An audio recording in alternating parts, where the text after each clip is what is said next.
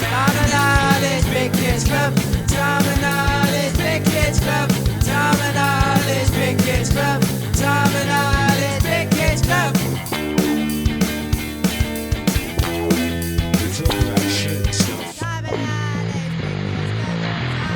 Hello and welcome to Tom and Ollie's Big Kids Club. I'm Tom. I'm Ollie. And what are we talking about today? Ghostbusters. Ollie likes Ghostbusters. I do, just a little bit. So, you got any memories of Ghost? Because you're not a massive... Not a massive fan. I think I saw because as I'm a little bit younger than you, I think I saw the film before I saw the cartoon. Yeah. I'm pretty certain. I remember watching it on Sundays, really loving it. And I think that's part of why I started to absolutely adore Bill Murray, Dan Aykroyd. Well, they were in a lot of films at that time, so like Caddyshack and... Yeah. I don't think I saw Caddyshack. I only saw Caddyshack in the last, 5-6 years. Really? Yeah. Yeah. Don't watch the second one, though. That is... I've heard it's terrible. But Harold Ramis directed the first one. And Harold Ramis is... Egon, isn't he? Yeah. But yeah, I remember loving it, and I just remember being completely in awe of the effects, and yeah, it was just a great movie, man. And obviously I had the toys when I was younger as well. Two of the standout ones, I remember the granny who pull up her head, mouth. Got a big mouth, and then the American footballer. You pull his head down, his back opens up, and he's got I think it's like a tongue. I remember it being. And his eyes popped up out of his back as well. So I remember those. And did you ever have the skeleton that was like a cop? Yes, I did. And you pull his legs. It's about pulling them up. And then Fright Features. Fright Features. That was it. And I do remember getting a really beaten up firehouse from a boot sale and having to carry carry it across the whole of a field to get it back to the car. Did it have all the bits in it? Did it have... No, it's absolutely knackered, I think. I don't know where it's gone. I think my dad's probably thrown it out. Sold it on eBay, as dads tend to do when you move out. I never had that. Like, my friend Robert Kenny did, and we were forever just... Because there's like a little grate at the top where you put your gunge in it. Yeah. And then it slimes down, you slimy toys. And then all of our Ghostbusters toys were just covered in that, crusty slime. It goes salty, dry, and then you can't, for some reason, it just won't clean out, and it gets in all the grooves of all the toys and stuff. And your clothes as well. Yeah. For me though, the cartoon was first. I remember being in nursery and watching it, and then I remember watching a news article or TV show, and they were talking about Ghostbusters, and they mentioned the film, and I was like, "There's a fucking Ghostbusters film! I need to see this right now." My mind just went... Losing your shit. Exploded. We didn't have a video player, as I've said countless times.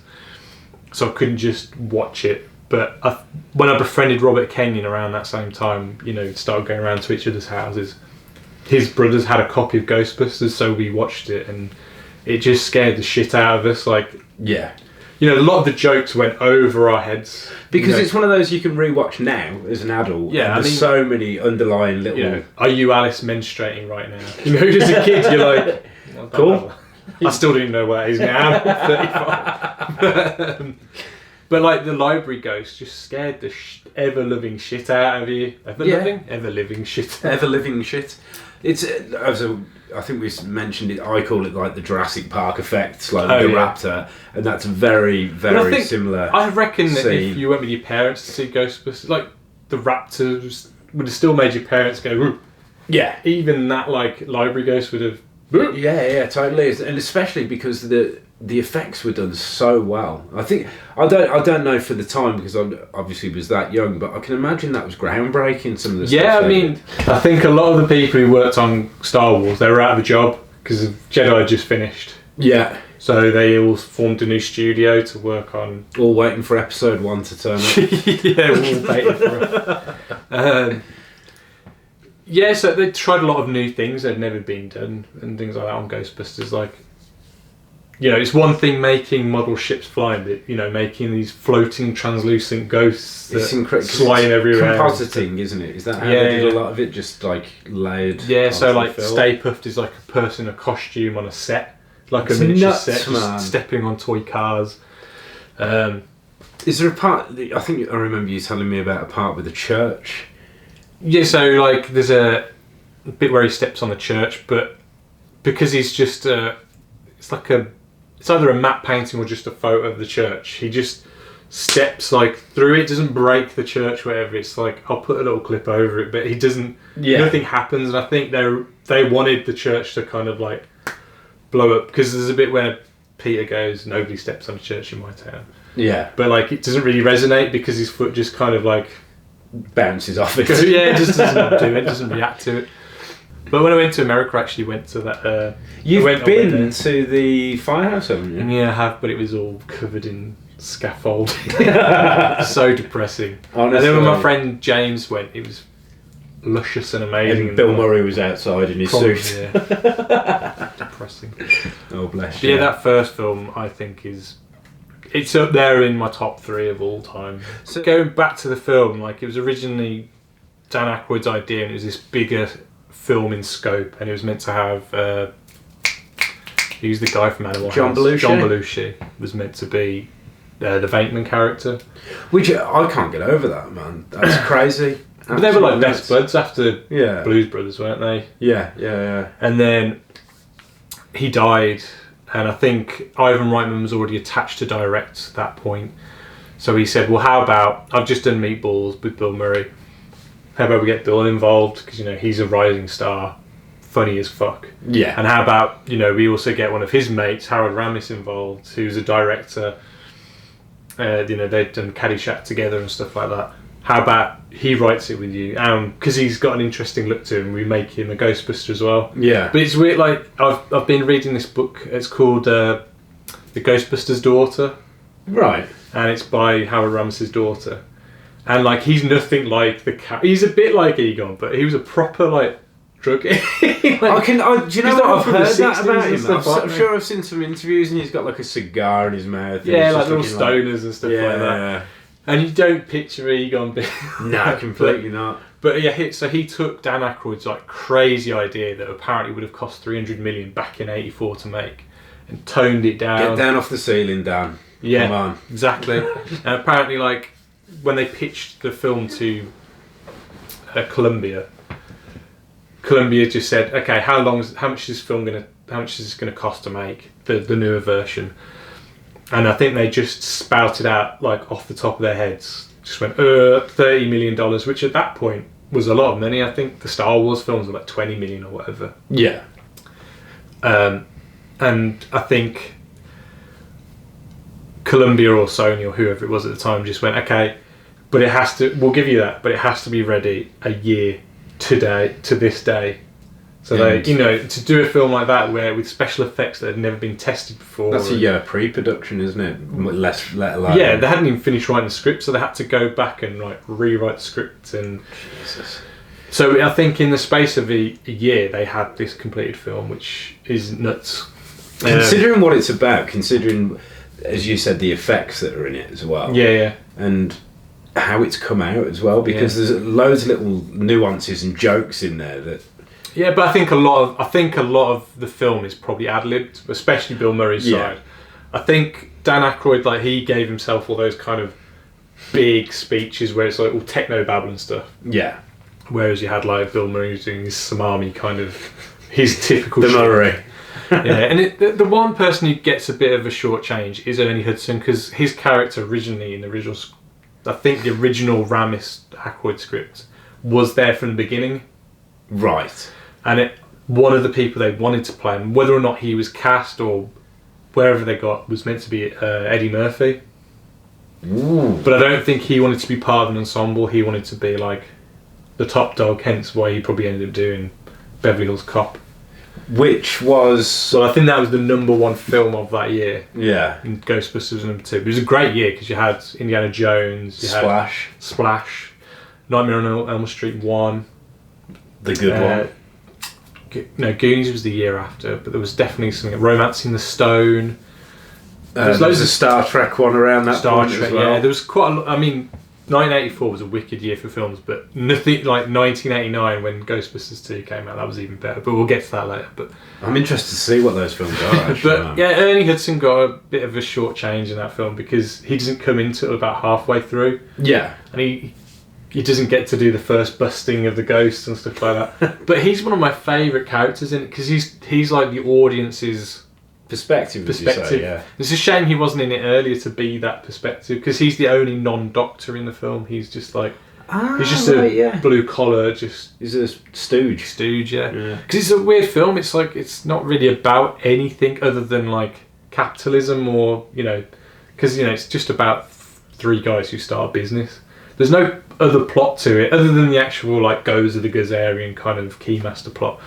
But there's no... Wait there. Sorry, that completely went over my head. The Goes of the Gazarian is like the otherworldly dimension. I was going to ask, is that what it is? Yeah, right. It looks a bit androgynous. Yes. Who was originally, they wanted Pee Wee Herman for that part. It's too busy in the cinema. And then she becomes that to destroy the city, and then I don't know. It's all weird. yeah. Turns people into terror dogs.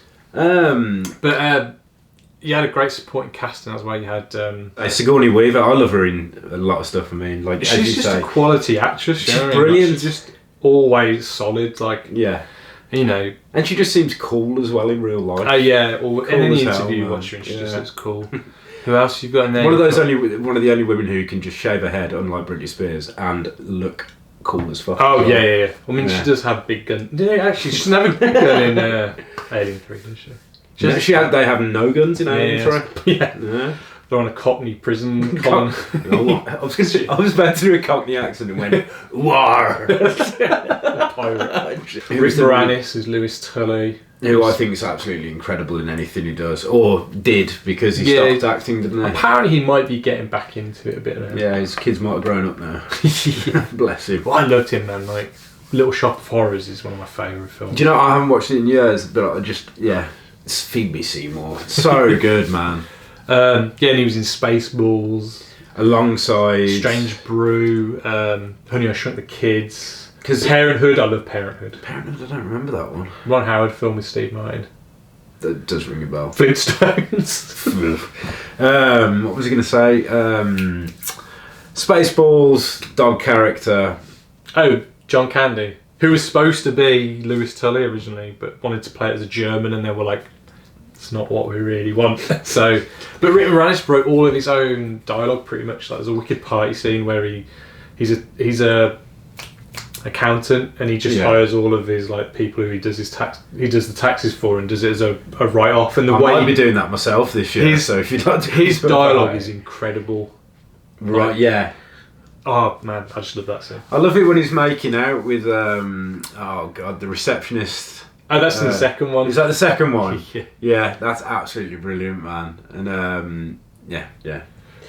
But and you got the great theme song as well by Ray Parker Jr. Which I've seen him do live recently on a YouTube clip. Did you? He did it at Comic-Con. I did it. I'm sure it was in the UK as well. There's a weird thing. Like, have you ever heard the Huey Lewis and the News song called "Need a New Drug" or "Got a New Drug"? I think it's "Need a New Drug." I know Huey Lewis. I don't know. But the lyrics is bow bow bow bow bow down down down down. That's the riff of it. Yeah. And so he sued Ray Parker Jr. because he said, you ripped off my riff for your Ghostbusters song, which apparently he wrote like in a day. What? A Ghostbusters song. But anyway. Well, when you rip off the riff, you're halfway there. Yeah. So he sued him and got a lot of money for it. But then part of that court case was that Huey Lewis wasn't allowed to talk about the court case. Oh, no. And then he talked about it. So Ray Parker Jr. sued him and got money back. Crazy. So it's like they keep just... I wonder what's going to happen with the Led Zeppelin court case. Oh yeah, that's a heartbreaker. We'll talk about that one on the music podcast. What was I going to say? So, am I right in believing this character represented someone? Yeah, so I think he's supposed to be the ghost of John Belushi after a speedball. Yeah. Sadly, he passed away before he could do the film. So yeah, what a dude, man. Just like... Do you reckon his brother was like, why don't you offer me the Bateman part then? Yeah, that's true actually, isn't it? But so you watch the cartoon first, then you watch the film. So, at what point does 2 enter your life? Did you go to the cinema to see this? I was fully on board with when the second one came out. Right, got ya. And my parents, they were like, "Do you want to go Christmas shopping?" Because again, it came out in America in July. We didn't get it till Christmas, which is actually fitting because the film is set over Christmas and New Year's. Yes. You've got them running around with Santa hats and stuff like that. Yeah. But but they took me and said, "We're going to go Christmas shopping now." Yeah. And we went to Woolworths, and I remember, they got the little poster bins. Yes. The Ghostbusters 2 poster where they're all like kind of kneeling down and stuff like that. And they went, "Do you want a Ghostbusters poster?" I was like, "Too fucking right, I want a Ghostbusters poster." Yeah. And then, "Oh, okay, we're just going to walk up the road now." And I'm like, "Oh, okay, so we're walking." I'm like, "We're walking past the shops now." And they kept on walking. I was like, "Why are we walking towards the cinema?" And they took me to see Ghostbusters 2, and I was like, "Oh, motherfucker." This was the time I'd be running around with my Proton I hope pack. you sat down for it and It didn't jangled annoy around anyone, everywhere. like, instead of running around like this. Oh no, I was a good kid. You were a good kid. I love movies, so I was just like fixated. laser fixated on it. But yeah, the second one, it can't have the spark of the first film because the first film is always going to be that. Yes, it's going to be. They didn't do a Star Wars where it was like a universe that kind of just went. They kind of kept it quite. So the second film is almost like beat for beat the first film. Yes. So it starts off with them not as Ghostbusters because for reasons they end up paying the city a load of money in compensation and stuff like that because people are blaming them for the and saying ghosts don't exist. Yeah. But I love the party scene where Dan Aykroyd and Ernie Hudson are like going to parties and they're doing like dancing to the Ghostbusters theme to like entertain the kids and stuff like that. I think it's good. I think that's a nice little touch. Yeah. And then Egon's like working, like doing research and stuff like that, and he's torturing children and stuff. Not torturing. Yeah. It's a different movie. It's giving them a puppy and then taking it away and just watching them cry and like observing their behaviour and stuff like that. And then Bill Murray just becomes like a chat show host, which is perfect for his character. I'd watch that show, man. I love that episode. If you do that, do you not remember that scene though, where he's chatting to people about the end of the world? No, I don't. That was a great scene. But yeah, again, it's just beat for beat the first film, really. But I still really enjoy it, and it's got those four characters that I love, and obviously Rick Moranis. Annie Potts, who's great as Janine, who was in Pretty in Pink, which she's awesome in that film. And I think I remember speaking to you about this before, and you were saying her character becomes more like the... Oh, she looks more like a cartoon character. Her hair becomes red, and she's got like big glasses, and like her wardrobe becomes a bit more like louder and stuff like that. So I think the second one has a lot more... The cartoon it knows has what it is at that point, doesn't it, I suppose? Yeah, but I think the second one... The first one, the ghosts are definitely cartoony in it, but I think the second one, the characters become a bit more cartoony. Right, okay. Does that make sense? Yeah. Yeah, no, that makes sense. Yeah, because I think the cartoon has a lot of influence on it. Like, the characters stop smoking, because like in every scene in Ghostbusters 1... I think that's brilliant. They're constantly just got a cigarette in their mouth and they're just talking with the cigarette. I think at the end of the second one, Ray may have like a big stogie or something. Yeah. This big slime blow. But they try and recapture the moment with Stay Puft, but they do it with the Statue of Liberty and. I liked the idea that they can control it. Yeah, I thought that was really with the cool. Nintendo controller. Yeah, I thought that was wicked actually. A nice little bit of pop culture in there. So, which out of these guys? Because I always found that you wanted to be a certain character. When you were a kid. Well, in the playground, I was always Egon because Rob was always Peter. Right, always okay. But I was happy, I always wore glasses. So I was going to say the glasses helped. Yeah, like, I don't know if I mentioned it earlier, but like we'd run around with, we'd have like Ghostbusters backpacks, like rucksacks. Not the toy ones, but just like, with Stay Puft on the back. And then we'd get our parents like curling tongs or straighteners or whatever. I think that's genius. And we'd zip the plug into the back of it, and so we've got the yeah. And my parents was probably fretting that I was going to burn the house down with this thing or whatever. But eventually, they bought us the proper Proton packs, which had made this really annoying like horrible. That's brought back. Yeah. And like because they were just like hollow plastic when you run Yeah. around. It was just this like I can just hear it in my head this sound of like hollow plastic just thudding against your back, and then the clattering of the gun that kept falling out. I mean, like talking about like the toys and everything. As you can see from here, it's become a franchise, hasn't it? Oh yeah, I mean, for me though, like the two films are where it's like after that, I'm not really that phased about it. Like some people love the comic books and stuff like that, and the world as it gets bigger, but I'm not. I mean, I've got a nice nostalgic sweet spot for the cartoon. Yeah. But like the film for me. So I'm going to pull this one and throw it on the table. There's 3 films. Yeah, well, there are. I mean, I really wanted to like it. Yeah. But I just like.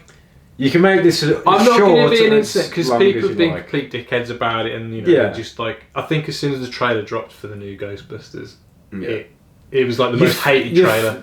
Excuse my language, but and it wasn't fair because the film fucking with a hornet's nest there. Because there are a lot of very avid fans. Yeah. Like you were getting a stick and you're going like this. Yeah. I mean, I think by purposely casting 4 women straight away. Yeah. That's almost like poking the bear because it's making a statement, which is fine. That's cool, but like I don't think they were making a statement with the first one to have 4 dudes. It was just that was just the way films were made. It was mainly dudes. Yeah. This one just felt to me like we're mixing it up. We're making a point of it, and I'm like, well, all right, fair enough. Just make sure the film's good. Yeah. And for me, it didn't have ghosts, but it didn't feel like ghosts. I watched it and I was like, you could have done this film. Called it Ghost Hunters. Yeah, I think. And just not had the Ghostbusters name attached. I don't know if you want to talk about it anymore, but I thought it was worth mentioning. No, I mean, like I said, I think like there's some people who love it, like my friend James. He absolutely loves it, and that's totally cool. Like, and I'm happy that he really enjoys it. For me, it just doesn't work. I didn't find it funny, and the humour's totally different to Ghostbusters 1. If you were to read the script of Ghostbusters 1. Apart from like saying dickless over here and stuff like that, there's no actual like. They're not punchline jokes. They're just. It's the way that those actors say those lines that make it funny. It's intent, isn't it? Yeah. Whereas the new one, which they've called Ghostbusters Answer the Call or something really weird, it's got punchlines. Like there's an ongoing joke about wonton soup and stuff like that, and I'm just like, I'm weak. It's not humour that I find funny personally. No. I find funny things in real situations in real life, which I know Ghostbusters isn't a real life like with situation. Bill Murray, a look. Do you know what I mean? He can look at something and I'm in stitches. Yeah, man. Exactly. Like there's nothing that needs to be said. It's a shame because the girls who are in Ghostbusters, the new one, are funny. Kirsten Wiig's great. Yeah. Leslie. I was going to say Leslie Joseph. What's her fucking name? Leslie Jones is hilarious. Yeah. Kate McKinnon is funny, although in this I can't stand her because she keeps like going like this to the camera, like it's a joke, get it, wink, wink, and she's like all kooky and like, I'm getting into it. Yeah, told you, I was waiting for it. I'm not a big fan of Mr. McCarthy personally, but what's his name? Which Thor's fun. I like Thor, but in this, the comedy is like the comedy in the original one. It's all the same level. Yeah. Whereas just the comedy is like it's different kinds of comedy, and for me it just didn't gel. No. I mean, if you want, this is what people call. So this is something I haven't played, and I'm really interested. Does this work on PlayStation 4? No. You'll need to get the Xbox One or the Xbox One or something, so you could probably play on good point. Yeah. But so this is what they say is Ghostbusters 3 because they reprised the roles, didn't they? Yeah. So for years, Dan Aykroyd wanted to make Ghostbusters 3. And it was called Ghostbusters Hellbent. And it was kind of the idea was that they get trapped in an alternative version of New York, which is like hell. Right, okay. Which is like, so everyone's really negative and stuff like that. Like New York? Yeah, but they kind of did that idea a little bit in Ghostbusters 2 with the ooze that kind of is the negative. It feeds off bad vibes and stuff like that. But they kind of ended up making Ghostbusters 3 as a video game, pretty much. I mean, the story's different, but everyone's in it apart from Rick Moranis. How did you find it? It's It's very samey. As in The playability. gameplay wise, yeah. So is there a good story to tie it all together? it's alright, but it's always fun to see. Like, Bill Murray's probably phoning it in a little bit. He's what, sorry? Phoning it in a little bit. Oh, right, okay, yeah. But I'm surprised they got Bill Murray, to be honest, because apparently, like, anybody who makes a film with Bill Murray, he doesn't have an agent. I've heard this. So people have to send him a script to his PO box or whatever, and just hopes that he reads it. Tell you what, mate. Yeah. And then they'll start like 20 Lost in Translation. They wanted Bill Murray. I mean, she's got loads of connections anyway because her dad's fucking Godfather director, Coppola. But yeah. But she started the film not knowing if Bill Murray would turn up, and thankfully he turned up on the first day. And it's one of my favourite films. Apparently they had the same thing with Ghostbusters. They didn't know if Bill Murray would actually turn up. And he turns up at bars like with the Wu-Tang Clan and stuff. Have you ever seen that? Like, didn't he go to people's house parties? Just house randomly? parties, but then he went to a bar once and was started serving drinks and taking money. And he was with the Wu-Tang Clan. He's just a law unto himself. He is a fucking dude. He is. I bet you he's a right miserable shit sometimes. But anyway, Him in Zombieland as well, man. that's good. That's wicked. But yeah, back to the video But game. the thing with Ghostbusters 2, I think he was contractually obliged to do that, and like he had to do it for some reason, and he wasn't totally happy with how that turned out. So when they wanted to do Ghostbusters 3, they would have done it like Howard Ramis wanted to do it, Dan Aykroyd wanted to do it, Ernie Hudson's like, I'll fucking do anything to do it. Yeah. But Bill Murray was always the one weak link. holding it back, and they couldn't do a Ghostbusters film contractually unless he gave approval to it or said, I'll be in What it. Bill Murray has to say yes. Yeah, he had like a big stake in it basically. Oh, So cool. he was the one that It wouldn't be a back. Ghostbusters film without him, I don't Well, think. yeah. I mean, he's in the new one. He's fucking terrible in that one. Sorry, I'll stop. I love the games that were on the like Amstrad and the Master System and that back in the day. It was like, yeah. it started off as this top-down thing, and you Do buy a remember car. this? And you load it up with ghost traps Oh, and you yeah. suck them in, and then you end up at a level. You have to catch a ghost, and then you've got like a city grid, and you go around it until you get to Zool at the end. And never completed it. No. No. Might be worth playing again.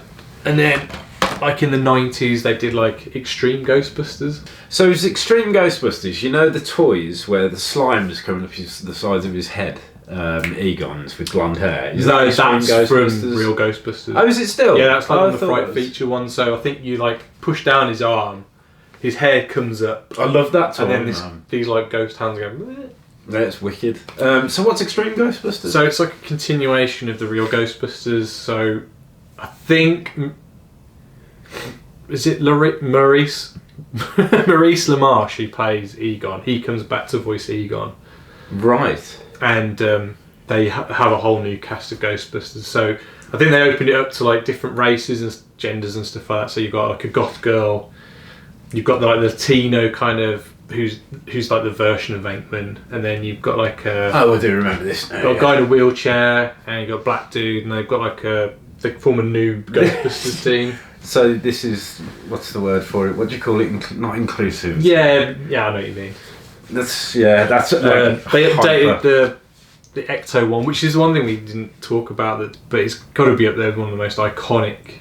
That, the movie Batmobile, The DeLorean. DeLorean. The 18 Yeah, van, man. and the 18 Knight Rider van, car. Knight Rider car. It's got to be another one. Dukes of Hazzard, the General Lee. Yeah. Not bothered about you. No. What else is there? I suppose it's spaceships after that. Yeah, Falcon and stuff like that. The Falcon. What were we going to say? So yeah, this was originally like an ambulance. Am I right?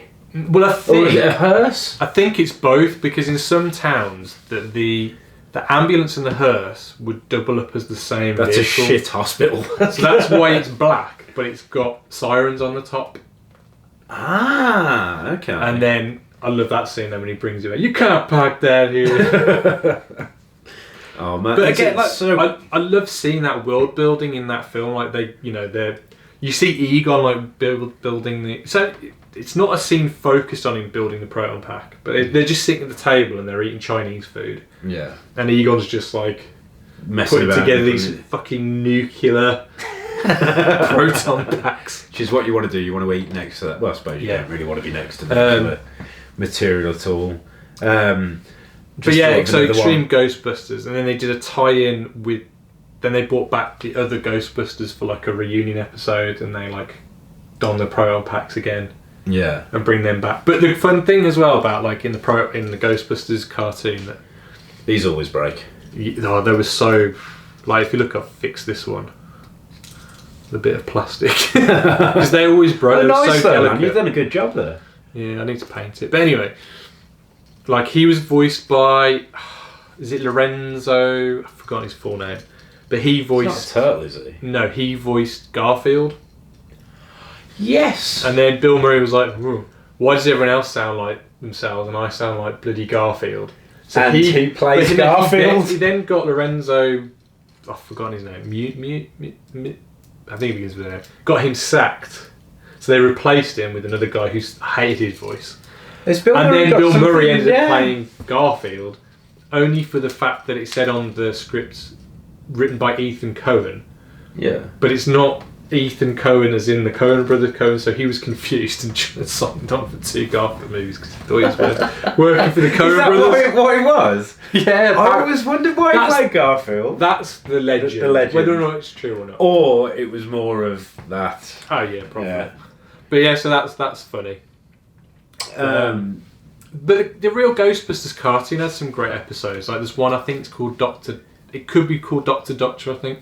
But they kind of get this parasite that attaches onto all of them. Yeah. And they all end up with like eyeballs in their chests or in their arms, and like it's all. Have you got the series on DVD? I've got series 1. Yeah. But there is a tower you can actually get. It looks like the Ghostbusters HQ. It's got all the. I don't know if you can buy it now. There's a wicked one called Citizen Ghosts, and it's set after Ghostbusters 1.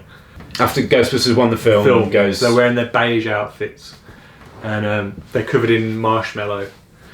And then Janine goes, "Oh, your new suits have arrived." So they put on like they're like, blue and turquoise and.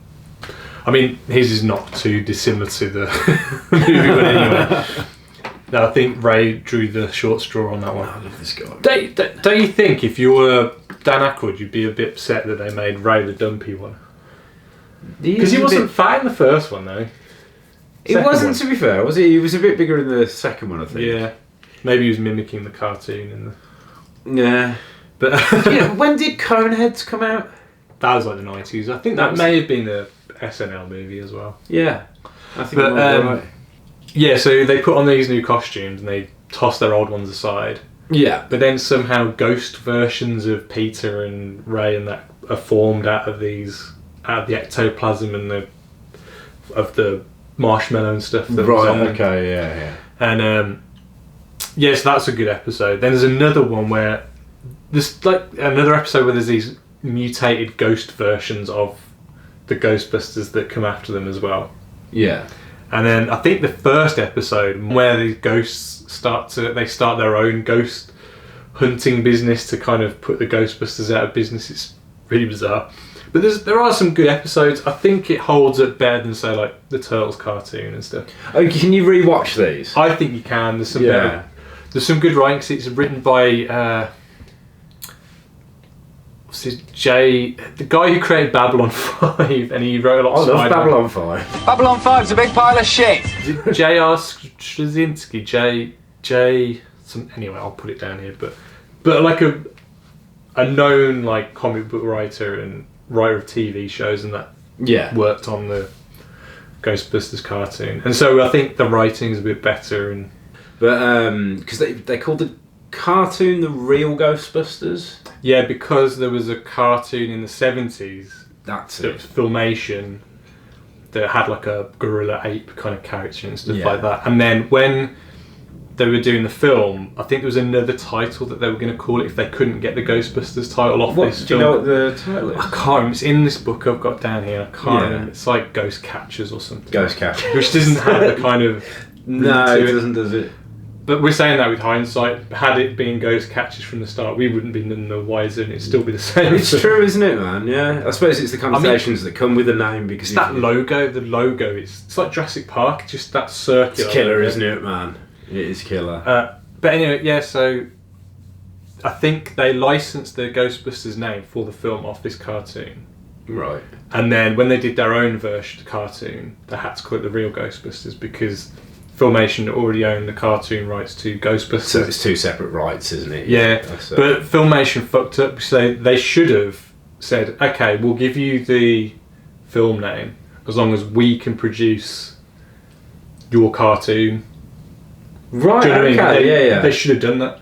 But I think the cartoon they got out of it is a much better cartoon than Filmation. It's been a long while Filmation since did He-Man and stuff, and some of the animation's a bit lacking. If you watch it now, like it's of a time and a place, but I do remember it being of a better quality. The Ghostbusters cartoon. I know we're going a bit all over the place, but when they did a proof of concept, the animation company, I forgot what they're called. I'll put it down here, but the company that did the Ghostbusters cartoon, they did like a proof of concept, like short film. Right. And they're all wearing like the overalls from the film, so they're all wearing the beige overalls. Right. And like the Bill, Venkman looks more like Bill Murray, a little bit more and stuff like that. And the animation is incredible. Like they do like, it's better than the actual series. You know, like how like the intro to any animated series is always better than the animation. It was like that, and they had like crazy like camera moves and stuff like that, which they'd never do. They wouldn't be able to. But they've recently found the original version of that because it was in a real bad state for a while. Isn't there someone actually Yeah, they've done it now. They've rescanned all the artwork. And I did watch a little thing on YouTube, and it looked nuts, man. Yeah. I've actually got a cell. I've only got this the other day. Is this the one I sent to you? You sent me some links to. I thought you're having one. So this is the guy selling this is a guy called James Eatock, and he's like he's worked on like Masters of the Universe stuff, like actual like. So Filmation stuff. Yeah, no, he's like around our age, a bit older, I think, but he's worked on books about He-Man and stuff. Oh, okay. Sorry. And he's doing his own He-Man episode, like using the original animations that like.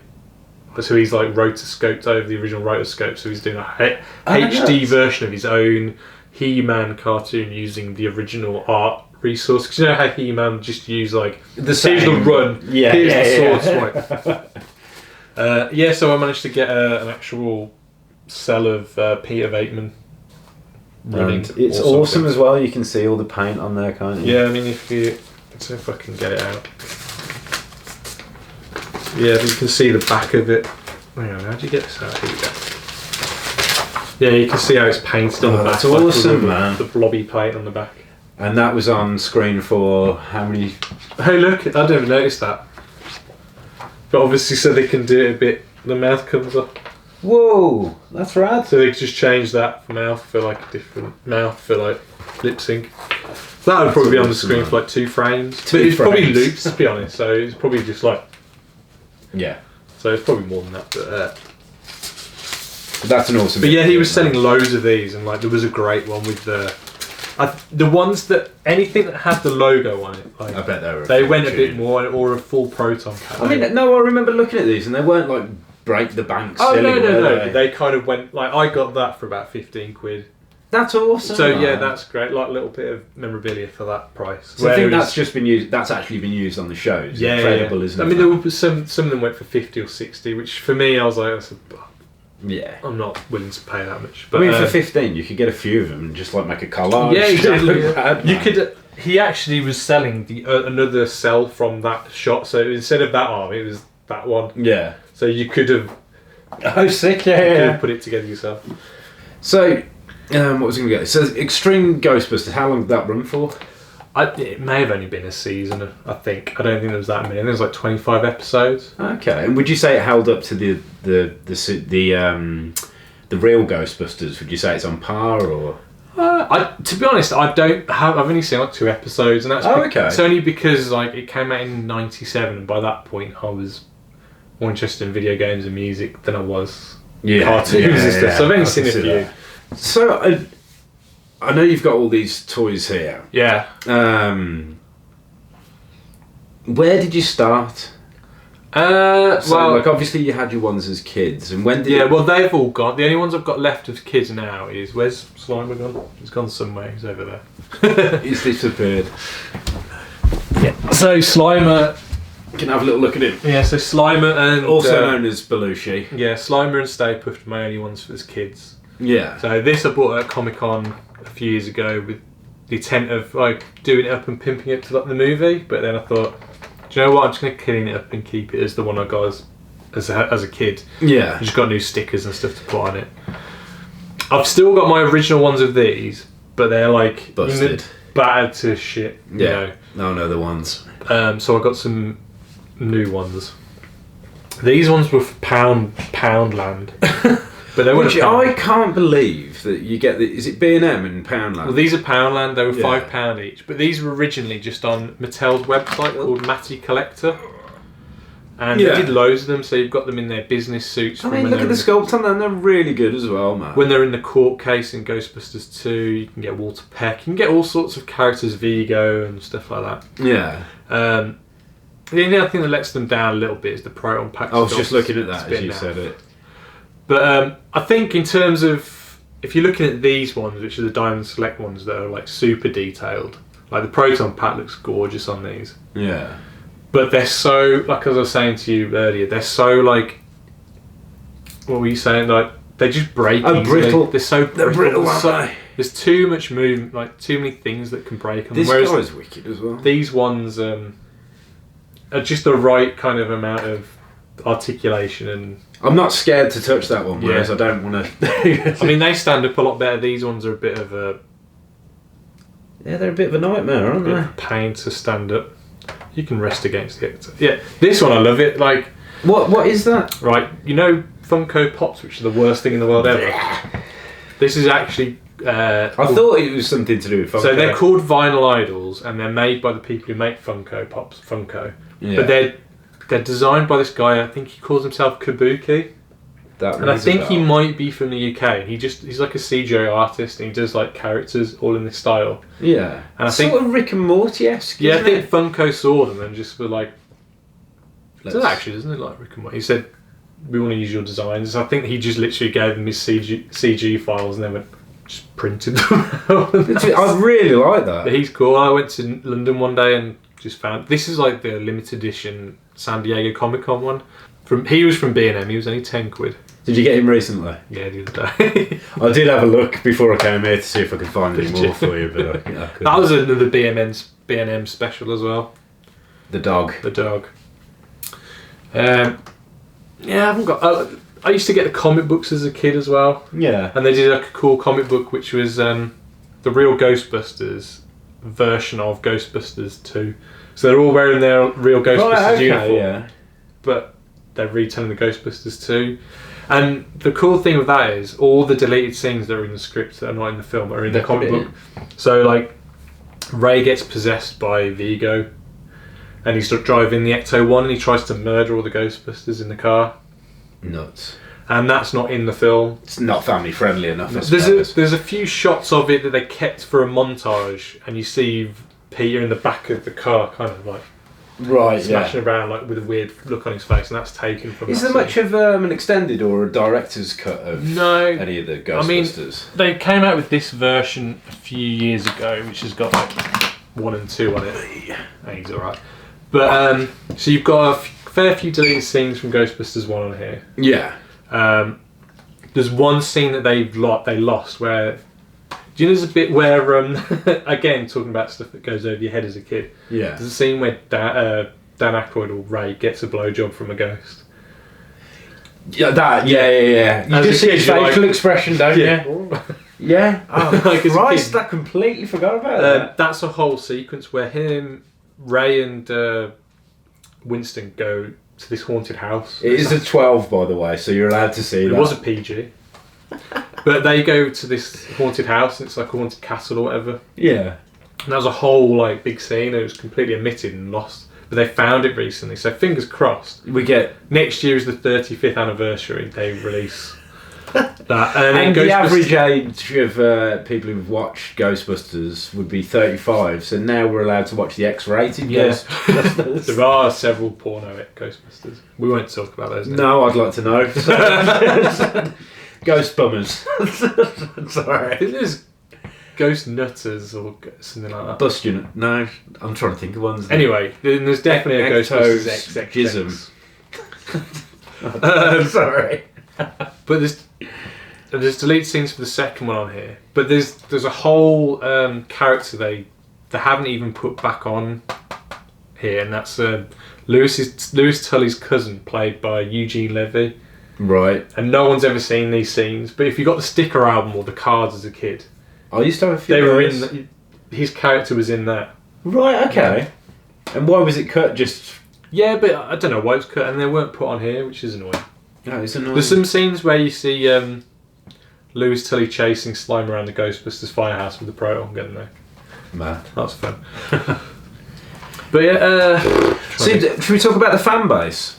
oh yeah, I mean there's a rabid fan base. I mean, like in America, there's probably a few in the UK, but they like there's loads of Ghostbusters corpse, and they're like Because there's a documentary on the fan base, which ghost heads. which I watched recently because we were doing this, and like, it's not the best documentary, No. is it? I mean, there was some really nice stuff in there because it's helped people through. Oh some yeah, shit, yeah. I man. mean, they do a lot of charity work. I thought that which was is great. incredible, man. Like, it's very similar to what Richard Howell does With his Black Death, with his Black Death. the- which Kevin Smith called upon, saying, Maybe don't do charity work called the Black Death Crew. Sorry, Rich. That is quite funny, to be honest. But yeah. So yeah, there's a rabid fan base. You've also, like, I've noticed this here. "Oh, well, I made a short Ghostbusters film." And I think you should expand on this because it's awesome. Well, years ago we made like a short Star Wars film for the Empire Film Awards. We didn't get anywhere with it, but it kind of went viral and we got on German TV and stuff like that because of it. And then Rob was at work one day and he got recognised for being Luke Skywalker. So he was like, we need to make more of them. So I said, okay, it's the 30th anniversary of Ghostbusters this year. Let's remake Ghostbusters. So we remade Ghostbusters, and the original version is about 6 minutes long, as in our remake. I was going to say, I remember it being a bit longer than that. We made it where I worked at the time, and I worked in a college, and we kind of didn't break in there as such, but we definitely abused my position. Ah, right. And I don't work there anymore, so I don't really care. But we just went there for 2 days and shot everything. And it's fast as amazing, we like... built all the proton packs. Because you do the dog in it as well, don't you? The dogs. Yeah. Well, my friend's got a pug. That was it. That's what I Oh, we remember. green Because screened I've got a pug. pug as well, and I remember seeing that and just going wild. It was wicked. We put it in the fridge. We didn't put the pug in the fridge. We put the green screen. No, that was in the footage- microwave. Put the green screen footage of the pug in the fridge, and then we then had my friend Dave running, and we blew up. Do you know what? We're going to put some clips here as well because it's amazing. If you haven't seen it, you should check it out. Oh, Don't break that one. he's already fucked. Oh, bless you. Oh, come on, Egon. Look at this. Look at No, it. they're all right. Just let them hang. Let right. Rob just took the 6-minute version and cut it down to like a minute. Yeah. And so when it came time for the Empire Awards, I was like, oh, let's just throw it up there. Like, what's the worst that could happen? Nothing. Yeah. And then next thing I know, I got a phone call saying, It's fucking rad, we've man. shortlisted you. And then next thing I know, you're in the final 4. So we need your details. You've got to come to London, come to the big event where all the stars are and stuff like that. And you're going to be up for the final award. And we were like, Going to the Empire Awards. So me and Rob went down there. The license plate, you know, like Fresh Prince of Bel-Air is like the license plate said fresh and it had dice in the mirror. Yeah. So we looked at we had a taxi to take us to the event, Yeah. and my production company is Better Feeling Film, so BFF. Yeah. The license plate of the taxi that took us was BFF. Nuts. So I was Sign. It was sign, man. Yeah, it was a wicked day. It was, yeah. And we, And you I mean, won? moral of the end of the story is we won it, which was cool. This, you could kill someone with it. So this is the one and only time I'm going to hold the award. No, for any it's sort not. of film. But that You is could fucking- bludgeon someone with that. You could proper hurt someone with that, but we won't. Didn't you meet Christopher Nolan there? Well, no, not. Well, he sat behind me, and if anybody knows me, I'm a big Christopher Nolan fan. Yeah. And I kind of, in my speech, I kind of blabbed on a little bit about him because he did inspire me as a filmmaker, and I talk about that. And I just went to try and speak to him to congratulate him because he won like so many awards for Interstellar that year. Which Didn't is a get to rad speak film. to him. I spoke to his wife. I suppose, They're lads, but they've probably yeah. got people coming up to them all the time. So It's like me and my bands, you know what I mean? I can't walk down like through town without people going, Tom, are you that guy from... No. Tom, are you a dickhead? And I'll just go, yes. So, as well as winning the award, Yeah. you're now going on to actually make animations for a documentary that's... Yeah, gonna be so made. I like to, if I like something, I like to graft myself as much as I can. So, I saw on Kickstarter years ago, there was this film that was being kickstarted called Cleaning Up the Town, Remembering Ghostbusters. Right. So I messaged the director saying, if you need any help with it, I'd love to work on it. I didn't hear anything back from him, but then a little while later, I sent him my showreel and stuff, and he said, are you still up for helping out on my film? And I said, yeah, sure. So he asked me to animate some little bits for it. Yeah. And which I have done, and it's quite a cool little unique. Am I allowed to say I've seen some of it? Yeah, if you want. Looks fucking rad. But it's what I've animated is a look of Ghostbusters that you've never seen before, and hopefully, if it goes a bit further, we might be able to do a full thing with it. Because what I've done is it's like about a 30-second clip, and it might be a bigger thing if we can make it bigger. I know I'm talking very vague about it. No, I don't want to talk but- about it because it hasn't come out yet. But this It's a very cool project. But he's been working on this documentary for about 10 years now. But he's got, I mean, anybody who's everybody in Ghostbusters is involved in it, apart from one person. Without to mention who that is. Bill Murray. He's the only person that's not involved. Do you know what? I reckon we tag him in this. Bill. I don't know if he's on social media. Well, I'll tell you what we'll do. We'll rip a DVD. We'll put it in an envelope. So there's two things we want to ask you, Murray. One, will you be in our film that we're making? Yeah. I'll send you a script once it's written. It's going to be a very vague script. You can ad-lib as much as you like. Ad-lib. And the second one is just get involved with the documentary. Yeah, there's a lot of people who'd love to see you in it. But yeah, I mean, thankfully they got Howard Ramis before he passed away. I mean, it's not hard to get Dan Aykroyd to talk about Ghostbusters, you know. No. As long as he's... Vodka, is it? I've seen the clip of him, like, a little clip of him doing his talk, and he's got a crystal head vodka cap, t-shirt. He's like hot, he may as well be just holding his crystal head vodka. But bless him. But you got to make money somehow. Yeah, man. Have you ever seen Casper? Casper is in the film, yeah. The Friendly Ghost. Dan Aykroyd's in that as Ray Stantz. The first Casper, like so he runs out. Ghost. He runs out of the mansion in his Ghostbusters costume with his. Yeah. But no one thought to look at the proton gun because it's broken at the front. It's just hanging off. I don't know if he just happened to be on set one day. He's like, you know, to have your Ghostbusters costume, because I reckon he's got it in the back of his boot. Yeah. Alongside a cone. I don't know if he's as proud of that. Apparently, he's talking about doing Ghostbusters 3 still. Because he's not happy with the film that was made. Oh, no. Like, have you ever read the Sony leaks? Is that similar to WikiLeaks? No, yeah, but you know, like there was the big Sony hack and stuff. Like that. Sorry, I see what you're saying. So all the emails got leaked, and like the way that Paul Feig, who directed the new film, and Amy Pascal as the producer, they tried to like get them, like Ivan Reitman and who's the director of the two films, and Dan Aykroyd away. Yeah. From the film as far as possible, so they could just make the film they wanted to make. Yeah.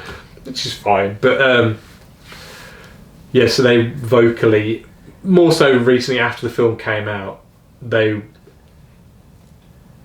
have said that they're not that happy with it, and Dan Aykroyd still wants to make his Ghostbusters 3. I mean, it's just like whether or not he will make it, because I think if it was to have happened, it should have happened like 10 years ago. Yeah, mid to late 2000s. Yeah. I mean, you know, he would have been with us. Yeah, God bless him, man. And all it would have to have been is just a passing of the torch. Yeah. Do you know what I mean? I don't know, I'd like to see Bill Murray and Dan Aykroyd in, you know, like an old people's home. Because this is what it reminds me of. You know Bottom? Yeah. Like, what they were talking about doing with Bottom before Rick Mail died was if they were ever going to do it, it'd be in an old people's home. Right, that would have been amazing. It would have been Can you imagine incredible. what the shit they would have got? Oh, mate, it would have been hilarious. And, like, I think they should do something along the same lines. Like, do something, embrace the age, Yeah, And obviously this guy's passed. Maybe do something. Have you seen Ernie Hudson these days? No, I haven't. He looks the fucking same. He's like... Black don't crack. Yes, he looks amazing. Yeah. So, it's actually been quite a few months since we recorded this. Actually, it was December of 2018. And so a lot has happened in that time. So we actually have now an announcement of a Ghostbusters 3, which is awesome. We have no idea at this point who is in the cast other than Fionn Wolfhard and Carrie Coombs and a few others, but we don't know if any of the legacy characters are coming back, so obviously, But yeah, shooting starts soon. I can't wait to hear more news as and when they start filming and all the behind the scenes photos and that, so yeah, that's pretty awesome. Anyway, back to the show. But yeah, I think other than... this one thing I want to point out is this little fella, this is a Where Chappelle. Oh, right. So I've got some of his turtles, the ones with the... Yeah. Has he got his shoes on? Did they have the trainers on? Yeah, trainers. Like this, he's just got... Just bog standard boots. Yeah. But yeah, he's a nice little figure. But anyway... The one thing I'm looking at this on the table going, what is this one? Oh, so it's my wedding. So for my wedding... There you go. Because you haven't mentioned any of this. Yeah, for my wedding, for my buttonholes. Yeah. I made me and my groomsmen and my dad and my brother-in-law a little proton pack. Yeah. The first thing ever, because I make my own little toys and stuff, so the first thing I ever made was a proton pack. Just as a mess around. I thought, what am I ever going to use this for? So I thought, I know, just make it for my buttonholes. But it didn't stop there, though, did it, Ollie? No, I went a bit further. And So what happened at the wedding? I hired X1 to take me to the wedding. I'm noticing we're doing this episode and you haven't mentioned this big bit. So you got picked up in the morning by the Ecto-1. Yeah, and it drove me to my wedding. But it kept missing the venue, and because it was so big, it couldn't turn around. Because you've been on that, I showed you the road, didn't I? Yes. We just happened to go past it. And it's that narrow that the car can't turn around in it, so it kept going up the top to this village, and it came back down, missed the venue again. Yeah. To go back to the village on the opposite side. So, and this village is like a good couple of miles in between, so I was almost late. For your own wedding. Because of Ghostbusters. And it was blaring out the... it didn't blare out the Ghostbusters 1 music, but it blared out the Ghostbusters 2 music. Because which is a different... What's the... So it's Run DMC who do the music for... that song's in Ghostbusters 2, but Run DMC do their own Ghostbusters song. And Bobby Brown. Yes, yeah. On Our Own, it's called. Rick Moranis is in the Also, you dressed... When did you dress as them? I dressed up a bit for just Halloween. Was it just Halloween? But I remember there's one where you're all jumping. Oh, so that's from a wedding. That is from the wedding? Yeah, so we're just jumping up outside. So it's the wedding again? So it's a massive thing in your life, isn't it? Oh, yeah, I adore it. For me, like I said, it's those first two films. The cartoon series is a fun bit of nostalgia, but the first film itself still holds up. It's one of my favourite films of all time. Yeah. No questions, just like it's been really nice listening to you talk about it as well, because I forget how much I remember about Ghostbusters 1, 2 and how it's got some of my favourite actors ever. They were like our childhood in the 80s and 90s, weren't they? Totally. Like Great Outdoors and even like Bill Murray pops up in Little Shop of Horrors is like, I forgot about that. Like he's the one who loves pain. I mean, if you're a fan of Ghostbusters, I mean, you can't go wrong. I mean, like, this book is all about, like...